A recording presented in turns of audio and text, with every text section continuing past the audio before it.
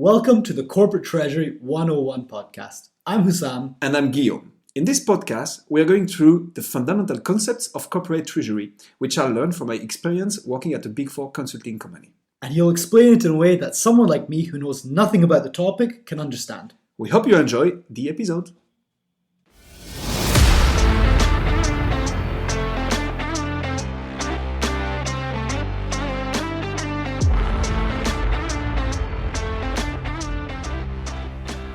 So, I'd like you to take us through a little bit as well. How do you protect against it? So we talked about the why, and we talked about what hedging actually is. Yeah. How do you hedge yourself against those risks? And we said there was two types of risk, right? The FX and the interest rates. Let's start with the FX, the foreign exchange rate, because you've already given us a very nice example on that. Yeah, absolutely. So, Hussam, I know you're thrilled to know about all the complex financial instruments, right? But before that, I would like to propose a simple solution in order to protect ourselves against that risk. So let's say that you're a business and you can have all your transactions, or at least as much as possible, in the currency of your choice. Let me explain this. So you're a company that is doing well, succeeding on its markets, and is becoming a multinational. Therefore, you will have suppliers and clients that will use other currencies. You can say, okay, whatever transaction I'm doing, I'm sticking to the main one of mine. Let's say you're a French company or Belgian one, your main currency is the euro. We also call it the functional currency or the reporting currency because your financial statements will be in euro. This is the reporting currency. But you can have a US client who wants to pay you in US dollars, and you will say, no man, I'm only taking euros. So I'm selling you 100,000 euros worth of products. In a month, I want 100,000 euros no matter what. I don't want a few USDs. And therefore, your client has now a foreign exchange risk and you do not. So you could do the same for the suppliers as well. Okay, I'm buying you the leather to make my shoes, but I'm paying you only in euros. You will pay in your currency. What is happening here? You're basically only exchanging in euros, so you will never have a foreign exchange risk, but your suppliers and clients will. So, I mean, that business is built on partnerships, right? Business is all about contracts, sure, and there's, it's only business, but relationships, partnerships, good faith is a very important part of it. Yeah. To be in your middle of your supply chain, between your suppliers and your customers, and then to demand everyone else to pay you in your currency, that's a very idealistic world. You're winning in that scenario, right? Because they're carrying all the FX risk. Exactly. So why would anyone want to deal with you if you're just going around saying, no, I only take money in euros? And how would you end up in that situation? So again, very true. And that was indeed an ideal scenario. Of course, it doesn't happen like this in real life, but it was in order to grasp where does it come from. Now, indeed, you may not be able to convince all your suppliers and clients to pay you in the currency of your choice. It depends on multiple things. It's basically part of the negotiations, right? When you draft the contracts, you use whatever leverage you have.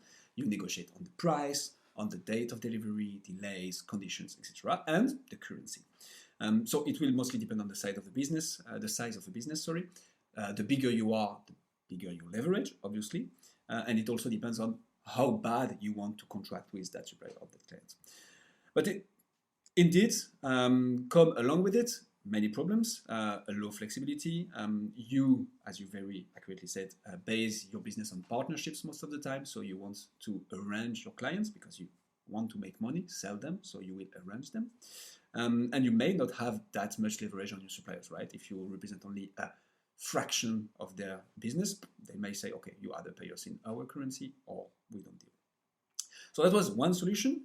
Make sure you have as little as possible foreign currency transaction, but indeed there are many others. Okay, but so sounds like an ideal case. It'd be great if your business could be like that, but that comes at the expense of someone else. Indeed. And eventually you're going to end up on the part that's losing out. So I'm guessing this is where hedging instruments really come in, which Absolutely. I keep asking you about. Okay. Because I'm all about how to make the banks more money. Of course, that's exactly I knew it.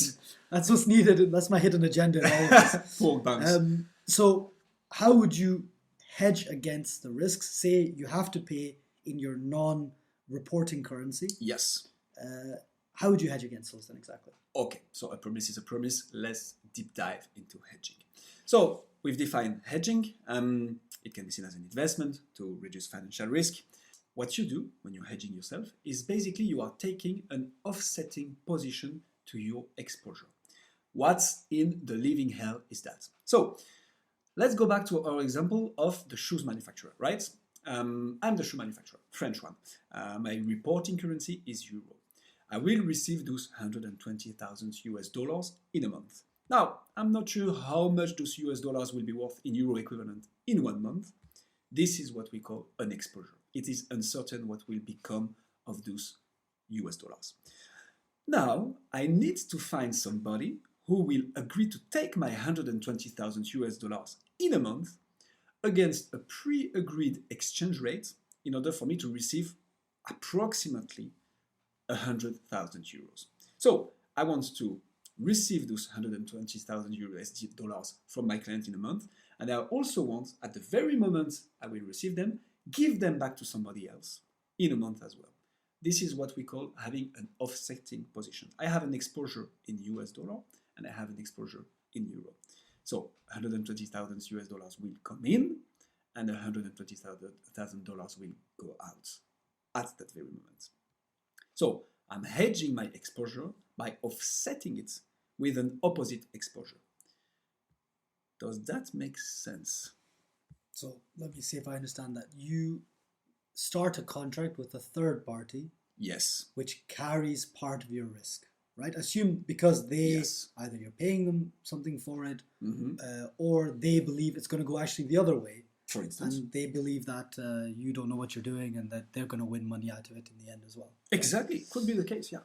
So you keep your transaction in your non-reporting currency, but you create another transaction for the non-reporting currency to your local currency at a predefined rate. Exactly, the one of today. With another customer or another partner of some sort. Yes. And that's how you offset the risk. So you, in the end, have a fixed exchange rate. Exactly. And you pre-negotiate it, and you're like, okay, I'm happy with this exchange rate in a month, regardless of what the financial markets do, or the FX markets do, sorry. Yes. I'll be happy with this. I'll be happy with this exchange rate. Okay. Exactly. That's it. So that's basically it. So it's like almost having insurance. Exactly. Right? So you would buy a house and then you get home insurance and you say, okay, there is the risk that my roof breaks, for instance, for example. Therefore, I'm going to get insurance. I'm going to definitely pay 50 euros a month, for example. But I'm happy to pay 50 euros a month versus the potential 2,000 euros to get my roof fixed. Exactly. Yeah, that's basically it. Hedging is basically taking an insurance. That's exactly it. Yeah. Okay.